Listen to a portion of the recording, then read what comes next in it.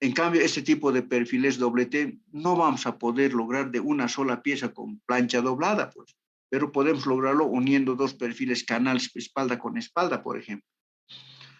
¿Ya? Entonces, continuaremos. Ya, estábamos aquí atrás. Me he adelantado un poco para mostrarles los tipos de perfiles. Aquí les estoy mostrando, decía, fallas en estructuras de acero. Son fallas que se han dado hace algunos años atrás aquí en Sucre.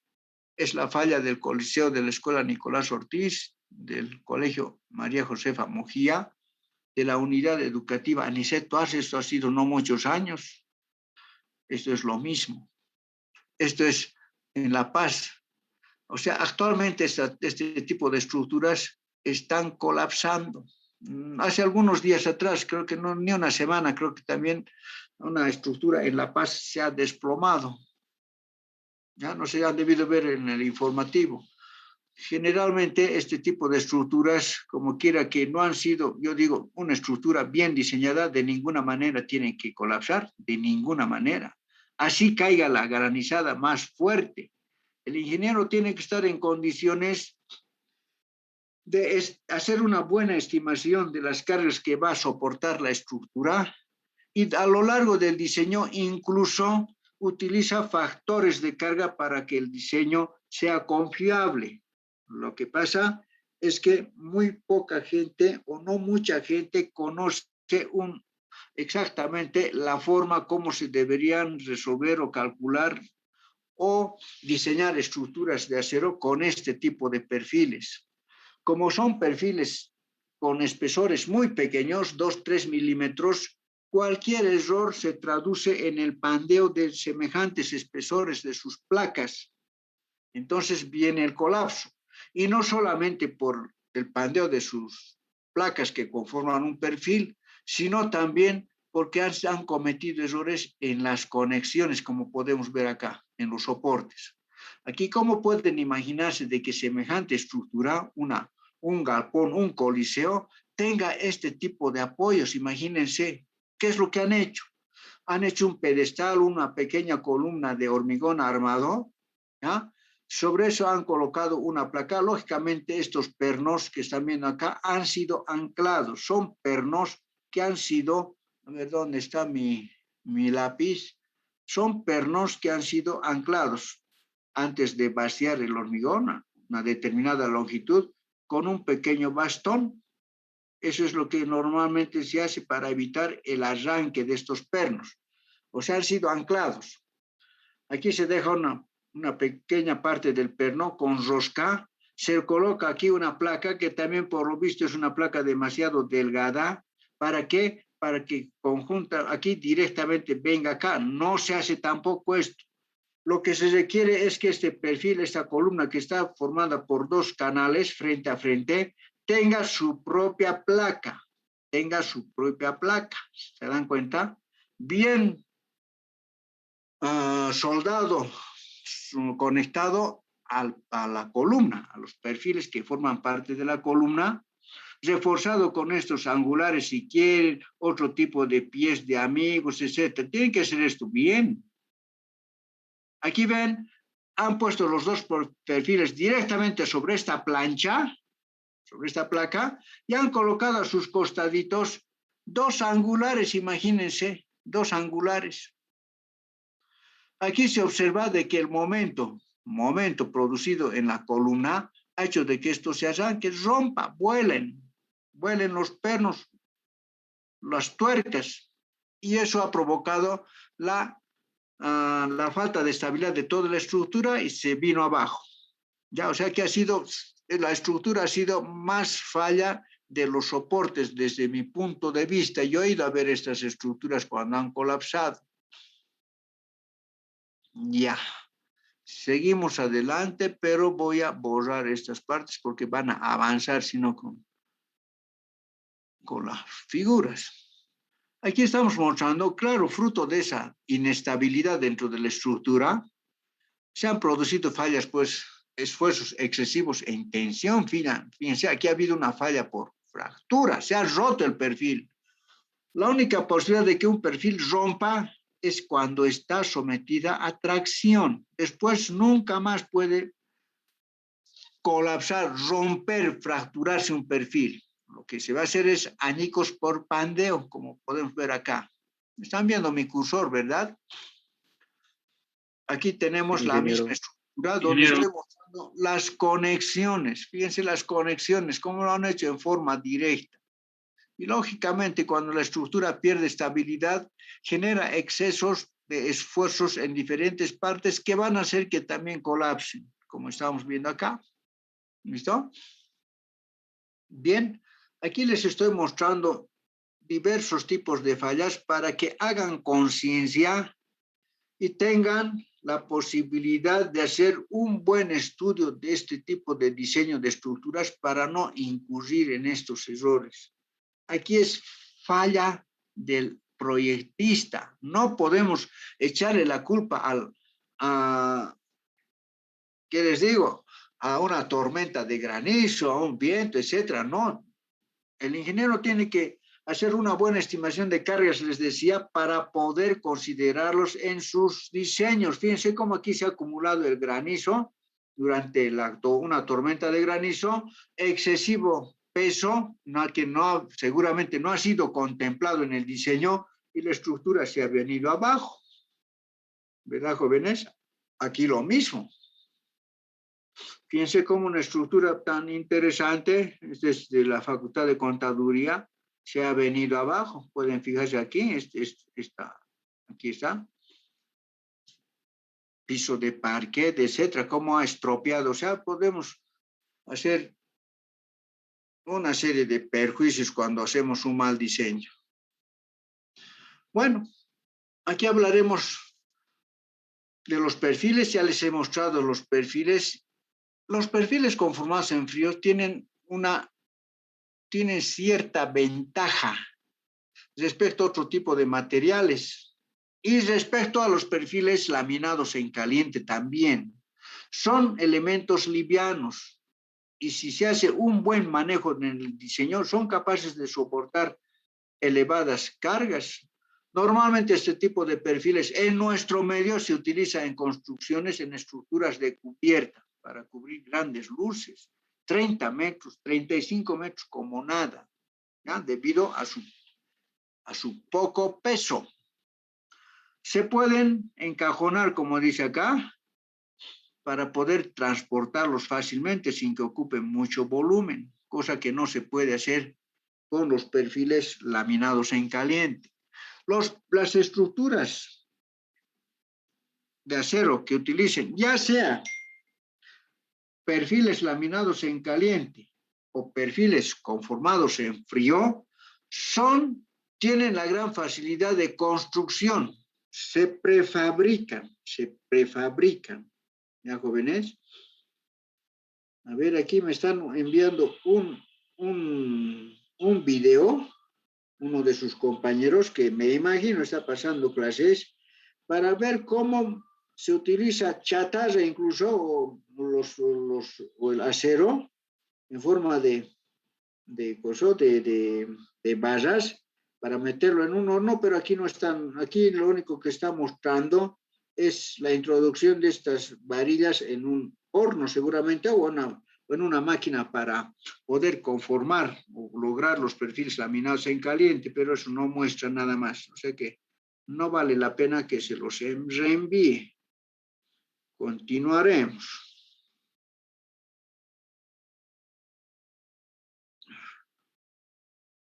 Ya, seguiremos. Fíjense, jóvenes, esta es una planta, es un taller donde se construyen estructuras de acero.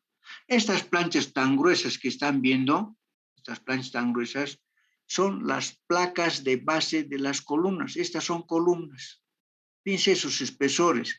Es una plancha laminada en caliente. Sin embargo, estos perfiles, fíjense los redonditos en las esquinas, es un perfil conformado en frío.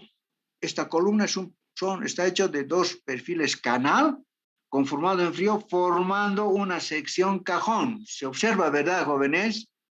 ¿Se puede notar eso? A ver, fíjense acá. Sí, ingeniero. Aquí tenemos una sección cajón, un perfil cajón. Aquí ha venido otro perfil cajón y se ha formado, no, cajón canales, y se ha logrado una soldadura acá. Fíjense, aquí hay soldadura a lo largo de toda la columna y se ha logrado una sección cajón. Una sección cajón muy buena para trabajar como columna, ya como vamos a ver posteriormente. Ya continuaremos. Aquí borramos esas figuritas y avanzamos. Aquí estamos viendo las conexiones en una estructura. Aquí está la costura que les decía. Aquí tenemos las costuras, fíjense. Lógicamente es una costura que ha utilizado una máquina automática. Esta forma de soldar, como vamos a ver posteriormente en el capítulo de conexiones soldadas, es una soldadura de arco metálico sumergido. Ya fíjense la uniformidad de esa costura de soldadura. Aquí se está logrando otro tipo de estructuras en la misma planta. Esto es en Medellín, Colombia, jóvenes. Aquí está la costura. Fíjense qué uniforme la costura. Aquí está una cosa parecida a algo que ya les he mostrado. Bueno, aquí seguimos. O sea, las estructuras metálicas se prefabrican en talleres. Y estas ya elementos prefabricados en función de la longitud que se puede transportar, se llevan al lugar de emplazamiento y se arman como si fueran mecanos, se arman la estructura, se los refuerza, las conexiones, etcétera, y de ese modo podemos ver montada una estructura de un día para otro. Lógicamente, previamente ha sido prefabricado en talleres donde se tiene un sinfín de comodidades, cortadoras de planchas, perforadoras, soldadores, etc. ¿Ya? Aquí tenemos los perfiles conformados en frío, como pueden ver, diferentes configuraciones. Aquí tenemos una sección cajón con dos perfiles costaneros. Aquí tenemos otro tipo de perfil. Todos estos perfiles tienen diferentes usos.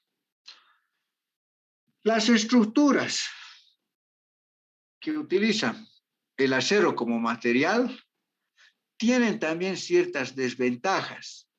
Si no se procede a un plan de mantenimiento que básicamente se traduce en un pintado, primeramente con pinturas anticorrosivas, etcétera, la estructura corre el riesgo de corroerse, de oxidarse. La oxidación en los perfiles que forman parte de una estructura se traduce en una pérdida de sección. En algún momento estas secciones tan gruesas pueden aparecer agujereadas por la corrosión y por lo tanto es una desventaja en este tipo de estructuras el mantenimiento que siempre hay que hacerlo. ¿Ya? Es una desventaja porque contempla costos de mantenimiento, por lo menos en pinturas. Tienen que protegerse las estructuras de acero también contra el fuego. Como pueden ver aquí, ustedes saben, los perfiles no van a arder, no es combustible. Pero si hay cosas que están ardiendo en su entorno, incrementan la temperatura de los perfiles y las propiedades mecánicas cambian, el módulo de elasticidad cae, su resistencia cae y las estructuras quedan así deformadas. Fíjense cómo se ha deformado esta estructura metálica después de un incendio. ¿Ya? Otra desventaja en el uso de estos perfiles es que por ser muy delgados, corren el riesgo de pandearse. El pandeo es la falta de estabilidad de ciertas partes. Aquí vemos el pandeo local, de ciertas zonas del perfil, ciertas zonas se pandean y por lo tanto fallan. De manera de que hay que lograr un buen diseño si es que no queremos que se presenten estas cosas. Aumentar el espesor por nada más evitar el pandeo.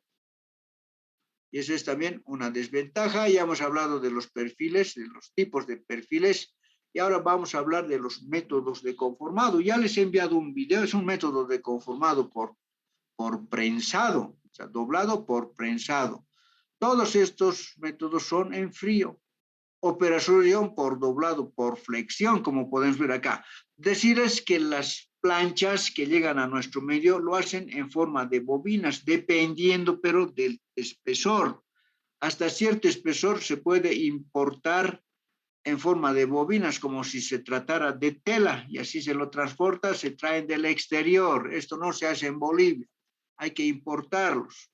En las plantas dobladoras, donde se producen los perfiles conformados en frío, aquí como pueden ver tienen sus almacenes, de donde se llevan estos, lógicamente con montacargas, al lugar donde están las máquinas que van a doblar, se estiran, se cortan y se doblan, así de simple, teóricamente hablando, es todo un proceso. Aquí tenemos una dobladora de planchas muy delgadas, es una dobladora, es por doblado. Aquí tenemos, como hemos visto en el video, ¿ya? Es otra forma. Aquí tenemos por flexión, aquí tenemos ya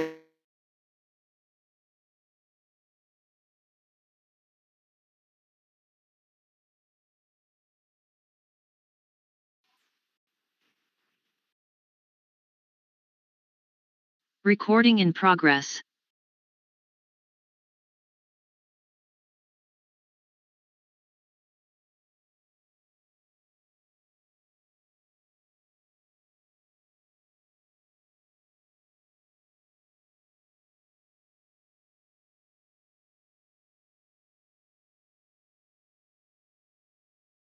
continuaremos jóvenes. Aquí estamos viendo entonces diferentes formas de lograr el doblado de los perfiles conformados en frío. Si el espesor es relativamente pequeño, un sistema de rodillos es suficiente, como pueden ver en esta parte, en este esquema. Pero a medida que van aumentando el espesor de las planchas a doblar, ya tenemos que recurrir a otro tipo, a otro sistema para lograr el conformado de los perfiles. Pero todo utilizando planchas, originalmente planchas planas. ¿Listo? A ver si tienen hasta aquí alguna consulta, jóvenes. A partir de esto, vamos a empezar a recordar algunos conceptos que tienen que ver con el diseño. Este punto, por ejemplo, lo hemos visto en resistencia de materiales 1. Diagrama tensión, deformación, esfuerzo, deformación, decíamos, ¿verdad? Dentro de en este diagrama se puede obtener las propiedades mecánicas del acero, límite de fluencia, resistencia a la tensión, el módulo de elasticidad, límite de rotura, etc. Aquí vemos un diagrama esfuerzo-deformación. A ver, vamos a utilizar un lapicitos. ¿Ya? Un diagrama, decíamos en resistencias materiales, esfuerzo, deformación unitaria. Eso es lo que hemos hecho. Aquí en el eje de las abscisas están las deformaciones y aquí están los esfuerzos. Esto se logra a través de un ensayo a la tracción, utilizando probetas del tipo de acero que nosotros queremos ensayar. Y decíamos, este tipo de diagrama es típico para un acero dúctil. De por sí el acero es un material dúctil, pero dependiendo de sus propiedades mecánicas, sobre todo de la resistencia, los aceros son de baja resistencia, de alta resistencia, etc. A medida de que el acero tiene menor resistencia, tiende a la ductilidad, más dúctil. Los aceros de alta resistencia son aceros menos dúctiles. De todos modos, les decía, este diagrama es típico para un acero que goza de una buena ductilidad. La ductilidad, como hemos visto en resistencia o no, es aquella capacidad que tiene el material, el acero, de deformarse considerablemente antes de fallar. En cambio, los aceros de elevada resistencia, su diagrama es totalmente diferente. Es un diagrama de este tipo, elevada resistencia y ahí de pronto rompen. ¿Ya? Dentro de estos dos diferentes diagramas existe una gran variedad de aceros dependiendo de su resistencia. En un acero de elevada ductilidad se pueden ver todos los puntos característicos en lo que se refiere a las propiedades mecánicas. Cuando hablamos de propiedades mecánicas, jóvenes, estamos hablando de su límite de fluencia, F sub y. Nosotros vamos a manejar esto en lugar de sigma sub fluencia que hemos manejado en resistencia de materiales. Límite de fluencia para nosotros ahora va a ser F mayúscula sub y. Límite de rotura, es lo que manejamos, límite de rotura. Ahora vamos a manejar la letra mayúscula sub U, esfuerzo último. Límite de rotura que corresponde a este punto. No hace falta hablar mucho acá, pero sí recordar nuestros conceptos de resistencia o no, en lo que se refiere, por ejemplo, al límite de proporcionalidad. El límite de proporcionalidad todavía está aquí abajo. Tiene un valor más pequeño que, yo lo voy a manejar así, límite de proporcionalidad para recordarles. El límite de elasticidad está por aquí todavía, no hace falta. El límite de proporcionalidad para definir algunos conceptos. Pero recuerden, jóvenes, deben recordar los conceptos de límite de proporcionalidad, límite de elasticidad, límite de fluencia, límite de rotura. ¿Ya? De manera que, recordando esos conceptos, hasta el límite de fluencia, hasta este punto, podemos decir que el comportamiento del acero está en su rango elástico. Ahora sí podemos decir hasta su límite de fluencia. A partir, para esfuerzos mayores al límite de fluencia, ya el comportamiento es inelástico. Las deformaciones ya no se pueden recuperar una vez de que la barra ha sido descargada. Aquí tenemos un diagrama esfuerzo-deformación donde nos está mostrando una fluencia brusca. Brusca, fíjense, brusca. Es un escalón de fluencia. Este piquito que normalmente, que no lo hemos visto en resistencia de materiales o no, define lo que es, en realidad muchas veces se encuentran en un ensayo dos tipos de límites de fluencia. El límite de fluencia superior o máximo y el límite de fluencia mínimo. Esto se logra dependiendo de las condiciones de ensayo, pero no tiene mayor importancia, jóvenes, porque en los diseños tenemos que manejar el límite de fluencia mínimo, el mínimo, ¿ya? Entonces esto es lo que manejamos, el mínimo. Puesto que no sabemos ciencia cierta si se va a lograr esto en un ensayo para poder utilizar ese valor de su propiedad mecánica, límite de fluencia. Mejor es utilizar el que está contemplado en las tablas, es que se trata del límite de fluencia, el mínimo. Y nosotros vamos a llamar a partir de hoy solamente el límite de fluencia, se refiere al mínimo. Este escalón de fluencia solamente se da en aceros con una elevada ductilidad. Aquí podemos mostrar entonces dónde se encuentran esos puntos característicos llamados propiedades mecánicas. Este es un ensayo donde se puede ver un diagrama donde se ve una fluencia brusca. Tenemos para otro tipo de acero, voy a borrar primeramente esto. Listo. Ahora voy a hacer esto y voy a poder avanzar. Aquí tenemos un diagrama que también tiene una buena deformación, pero aquí no vemos un escalón de fluencia.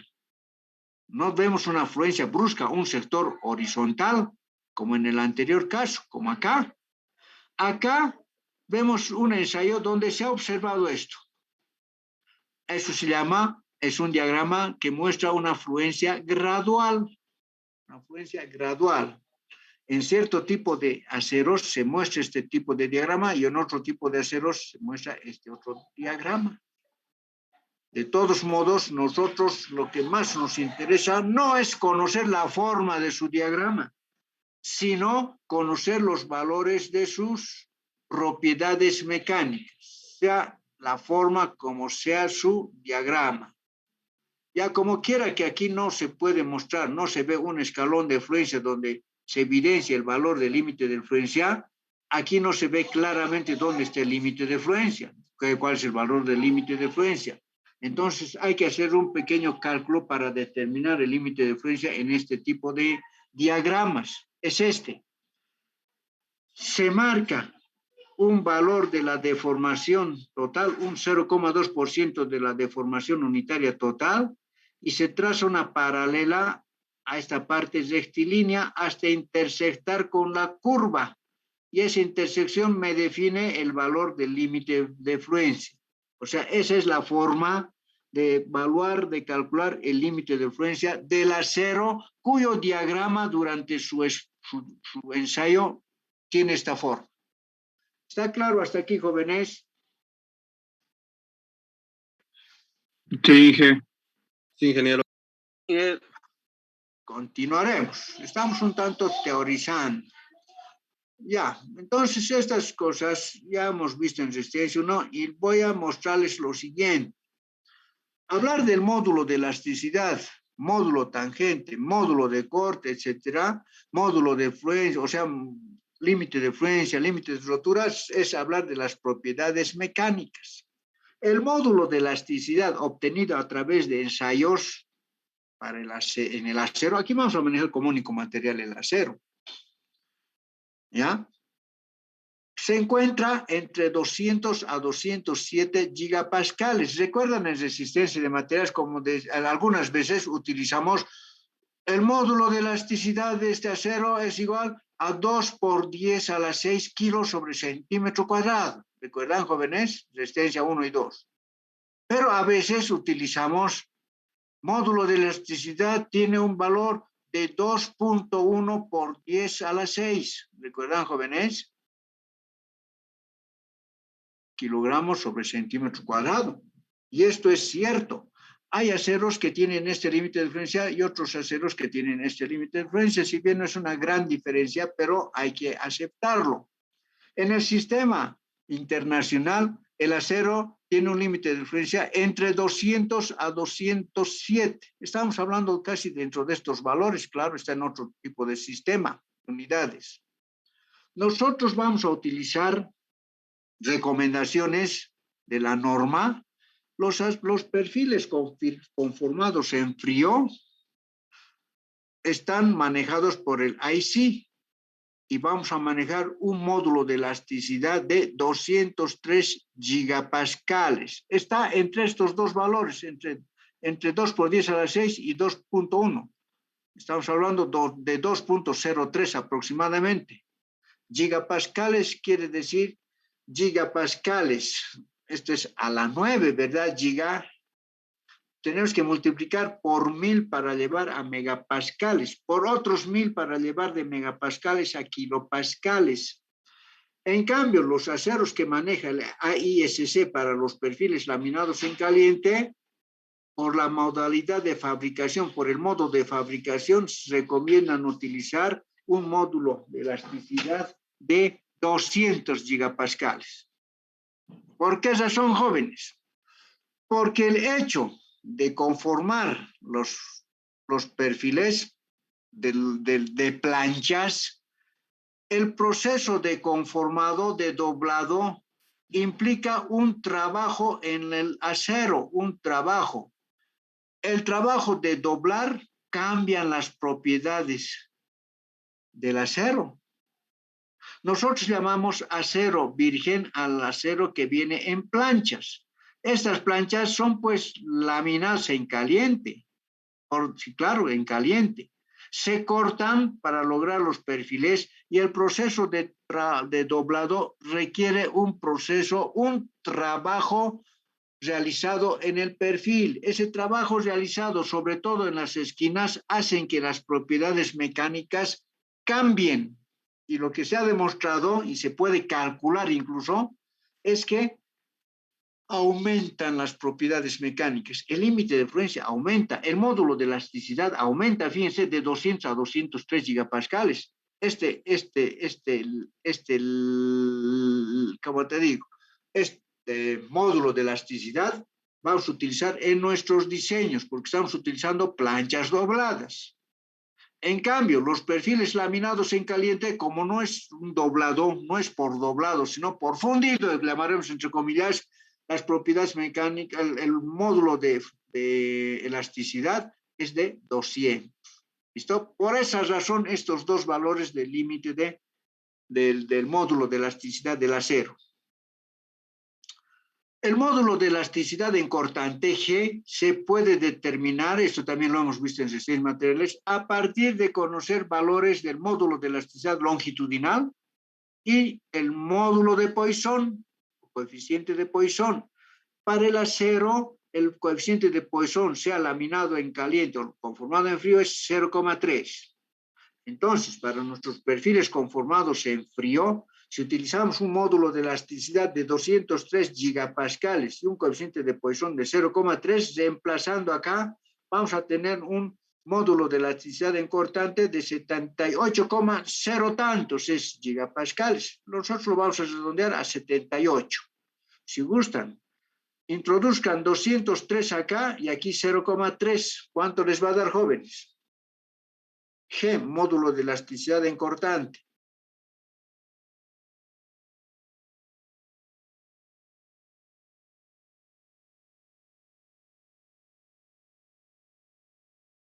Jóvenes. 0,8 sale, ingeniero. 78,08. 0,8. Gigapascales, porque es en gigapascales, entonces nosotros lo vamos a redondear y vamos a utilizar 78 solamente, ¿ya? Ahora bien, los perfiles que contamos en el país se logran de planchas que se importan. Esas planchas son de acero. Este ST lo vamos a cambiar, la norma ASTM A37, acero A37-24 es. Este 37 se refiere a su límite de rotura. Y este se refiere a su límite de fluencia. Ambos valores en KSI, kilolibras sobre pulgada cuadrada. Si nosotros transformamos el límite de fluencia 24 KSI al sistema internacional, vamos a encontrar que es 235 megapascales.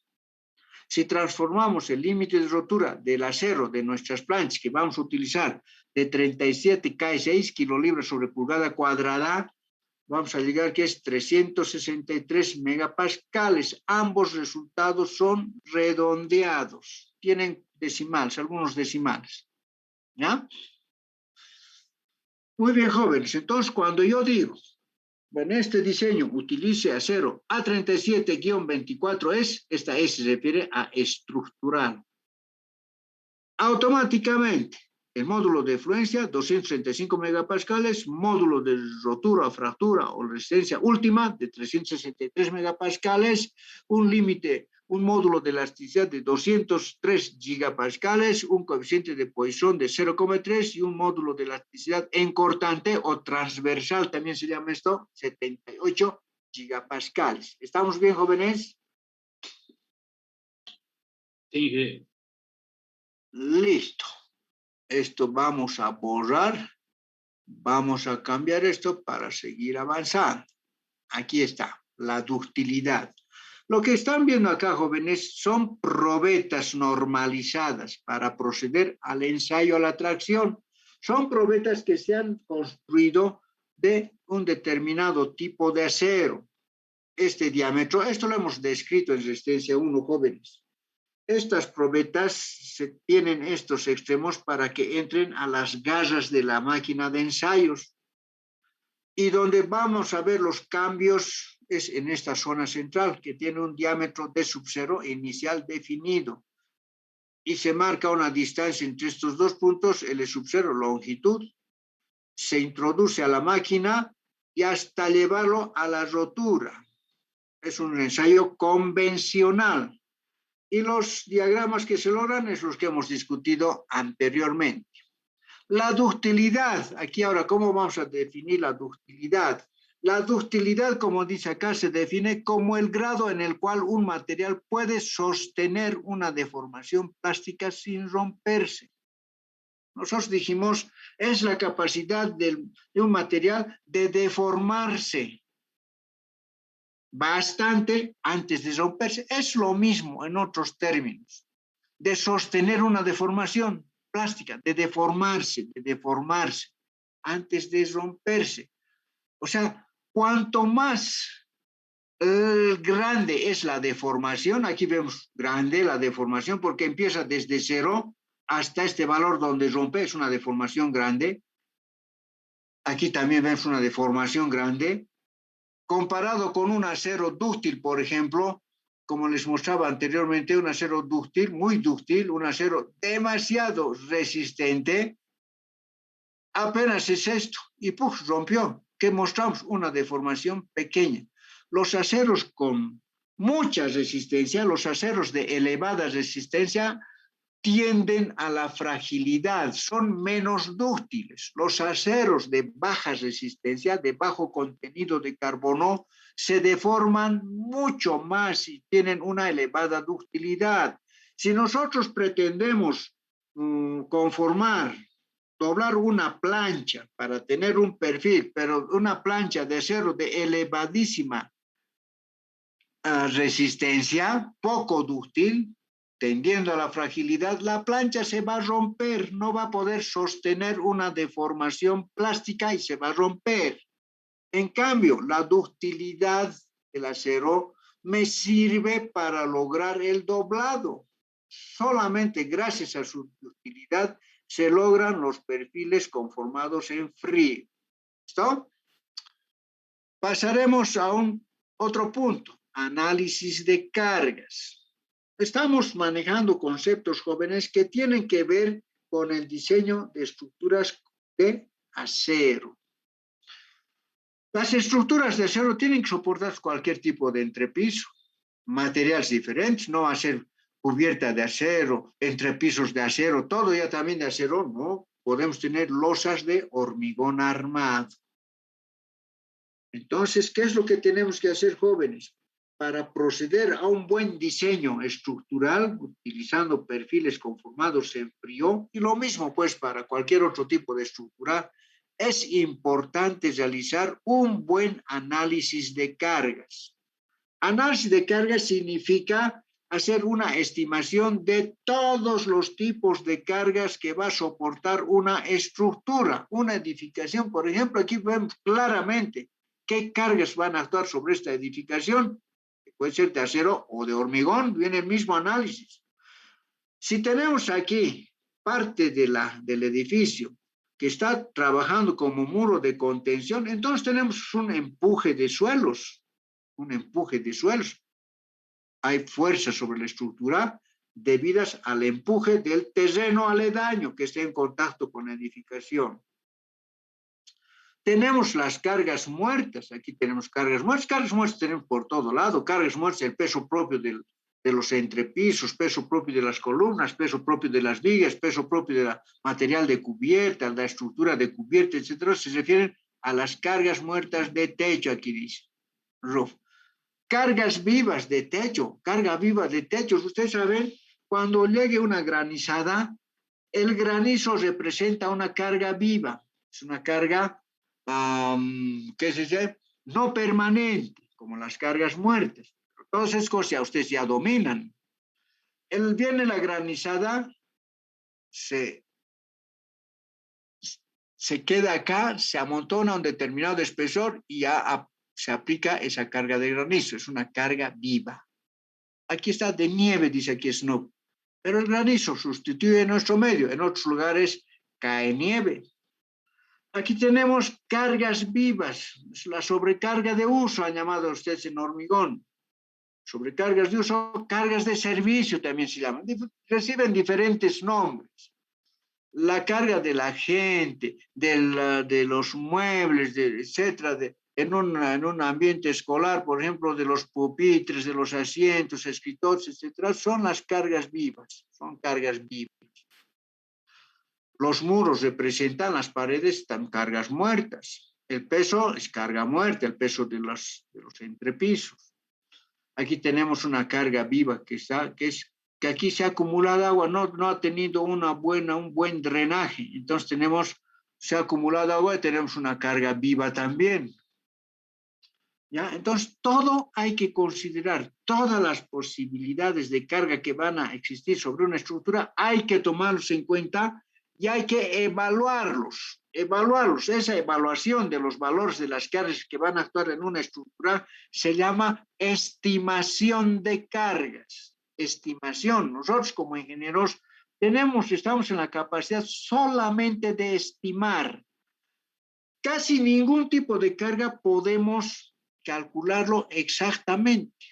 Probablemente el peso propio se puede evaluar, pero cuando se ha terminado de diseñar, ya se puede evaluar con cierta exactitud.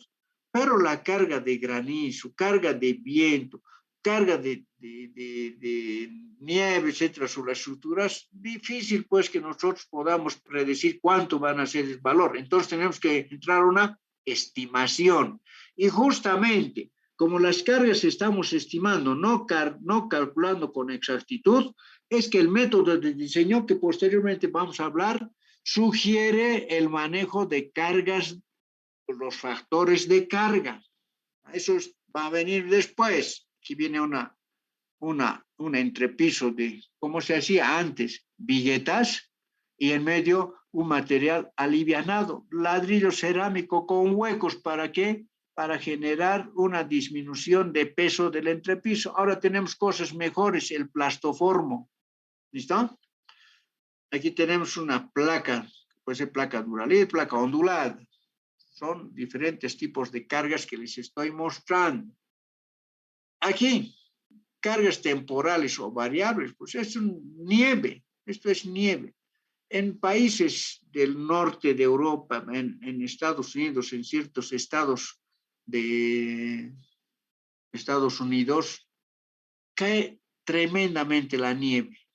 Fíjense cómo cubren vehículos, o sea, es terrible. Y también esto se acopia en las cubiertas y eso representa el peso de la nieve. ¿Ya? Carga de nieve, de snow. La carga de granizo, también fíjense cómo en algunos lugares cae granizada y se acumula sobre las cubiertas. Y eso representa más peso que la nieve. Y es más peligroso. Aquí está un granizo. Fíjense los techos con granizo. Fíjense cómo se ha cubierto en forma uniforme, aunque no tan exactamente uniforme. Si ustedes se ubican, estas partes de la punta de los extremos inferiores tienen un mayor amontonamiento de granizo respecto a esta parte superior. Pero en los cálculos, ¿quién va a estar calculando la diferencia de espesores desde el extremo, desde la cumbrera hasta la parte inferior de la cubierta? Se pondera y se maneja un espesor uniforme. ¿Ya? O sea que estamos incurriendo en cierto tipo de errores, pero se los toma en cuenta también en el diseño, esa diferencia. Seguimos mostrando cargas. Aquí el granizo, nuevamente les decía, es una estructura colapsada. Aquí tenemos un techito de teja. Y cómo la rugosidad que representa este techo de teja hace de que la acumulación de granizo sea más evidente, mayor acumulación de granizo, que es cosa que no se daría si la cubierta fuera de calamina, por ejemplo. ¿Qué diferencia? La rugosidad de la cubierta. La teja representa una mayor rugosidad, mayor estancamiento, le llamaremos entre comillas, del granizo. En cambio, la calamina no es tanto así, puedes resbalar y a partir de ciertos valor puede ir acumulando recién, porque después se va cayendo.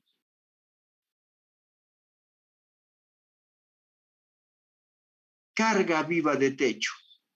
Cuando hablamos de carga viva de techo o sobrecubierta, sobrecarga encubierta, es LR, carga viva de techo, nosotros lo vamos a llamar, representa el mantenimiento, la construcción, es de los equipos y gente, obreros que están sobre la cubierta. Aquí fíjense, eso hay que tomar en cuenta. Sin embargo, en lugares donde cae granizada, el granizo representa un mayor peso, fuerza que la cubierta, que la sobrecarga, que la carga viva de techo. Entonces uno va a descartar al otro. Eso vamos a ver en las combinaciones. Sobrecargas de uso. Ya no es lo mismo diseñar una estructura, una losa y una edificación destinada a un laboratorio de informática, por ejemplo, que a una biblioteca. No es lo mismo. Se manejan diferentes valores de sobrecarga de uso. Aquí fíjense, imagínense esta pequeña edificación, como para ver seguramente aquí algún partido, no sé qué estarán viendo, cómo la gente se ha trepado de esta manera y sin embargo la estructura no ha colapsado. Generalmente la sobrecarga de uso, el peso de la gente, es un peso pues pequeño comparado con la carga viva, con la carga muerta, perdón, peso de losa, peso de cruz, etcétera, y por lo tanto, generalmente una estructurita de hormigón anuado no va a colapsar porque generalmente están demasiado sobredimensionadas. Imagínense esta carga, pero no la ha hecho nada. Cargas de viento. Un momentito, por favor.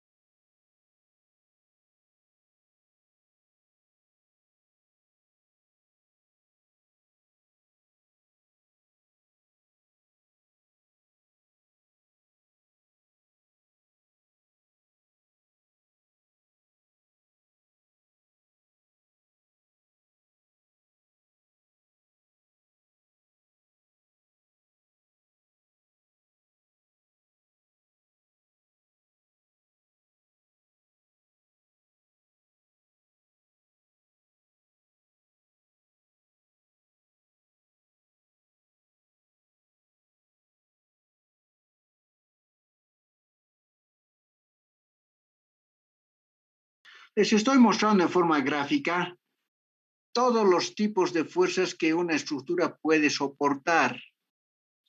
No sé, ¿cuándo se ha visto? La anterior semana creo que ha habido en el informativo, creo que en Riberalta. ¿Recuerdan, jóvenes? ¿Alguien ha escuchado esa noticia? En Riberalta el viento ha arrancado, pero techos, como nada, ha hecho volar. Casas cuya estructura de cubierta maderamen más la calamina estaba en el suelo.